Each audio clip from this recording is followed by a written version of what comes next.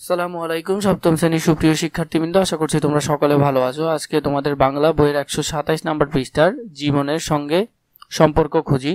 ময়নামতির চর কবিতাটির সাথে তোমার জীবনের বা চারপাশের কোনো মিল খুঁজে পাও কিনা কিংবা কোনো সম্পর্ক খুঁজে পাও কিনা তা নিচে লেখো।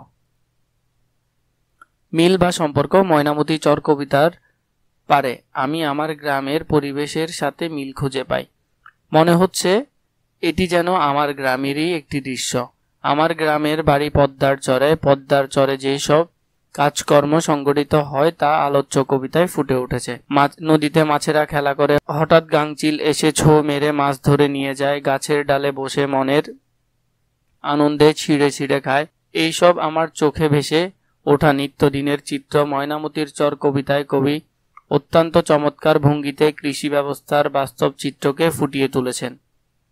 তেমনিভাবে আমার দেখা নদীর চরেও কৃষকরা চাষাবাদ করে ফসল ফলায়। সে ফসল যেন কেউ নষ্ট করতে না পারে, সেই জন্য তারা রাতে পাহারা দেয়। চরের ফাঁকা জায়গায় স্বাধীনভাবে গরু মহিষ চড়ে বেড়ায়। এইসব দৃশ্য আমার খুবই চিরচেনা। আমার চারপাশে এইসব ঘটনার সঙ্গে ময়নামতির চর কবিতায় ব্যাপক মিল খুঁজে পাই।